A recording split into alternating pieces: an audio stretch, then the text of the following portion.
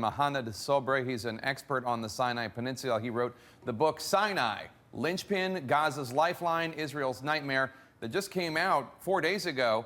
Mohannad, thank you so much for joining us. We appreciate your sharing your expertise with us. Does it surprise you at all that theoretically, according to U.S. intelligence, terrorists would be able to infiltrate Sharm el-Sheikh airport and place a bomb on a plane? Is that something that having studied the region so long and so well, is a surprise? Well, it is not surprising. I have to say, it's a wild theory, but it's not surprising. We've seen ISIS in Egypt, ISIS affiliates in Egypt infiltrate higher levels of security. We've seen them leading assassination attempts on the Interior Minister, on the Prosecutor General. They did not succeed with the Interior Minister, but they succeeded with the Prosecutor General. They were working closely with ex-military officers, ex-special operations officers, and they have had a long history of building sophisticated bombs using suicide bombers and explosive vehicles. Just this morning, another suicide attack was seen in El Arish, the most secure, supposedly the most secure city and the home of the majority of the security apparatuses and institutions in Sinai. Wow.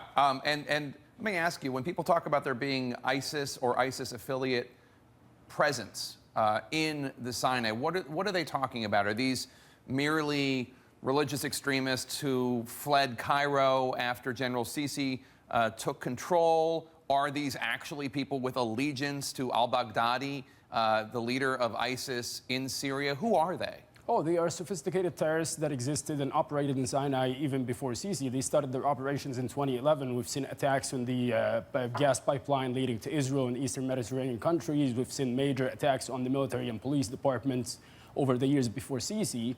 And after Sisi's rise to presidency and the brutal campaign of the Egyptian military in Sinai, this group, which was named Ansar Bayt al-Maqdis, pledged allegiance to ISIS. Now, how effective that is, we cannot really assess that, namely because of Egypt's policy of blacking out the Sinai and keeping anyone from having access to it, which is very similar to what we're having now, is that we're not hearing anything specific or anything detailed from the Egyptian authorities or the Russian authorities.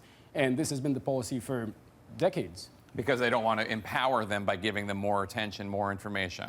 Or because they simply don't want the media or the international community to have access to what's going on in Sinai because of violations, because of flow policies, and so many other reasons.